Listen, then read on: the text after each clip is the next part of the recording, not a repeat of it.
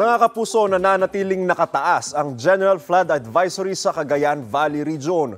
Pinaalerto ng Pag-asa ang mga residente sa banta ng sakuna sa gitna ng pag-ulan doon dahil sa hanging amihan. Base sa rainfall forecast ng Metro Weather, posible rin ang ulan ngayong umaga sa ilang pang bahagi ng Northern at Southern Luzon, kasama po dyan ang Panay Island at sa Sulu Archipelago. Pagsapit ng hapon, uulan na rin ang ilang pang bahagi ng bansa. Posible po ang heavy to intense rain sa ilang lugar, partikular na sa Southern Luzon. Dito naman sa Metro Manila, mababa naman po ang tsansa ng ulan ngayong araw. Pero mag-ingat pa rin po tayo, mga kapuso.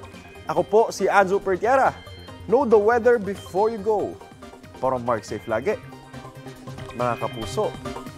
Kapuso, para laging una ka sa mga balita, bisitahin at mag-subscribe sa GMA Integrated News sa YouTube. Sa mga kapuso abroad, samahan nyo kami sa GMA Pinoy TV at sa www.gmanews.tv.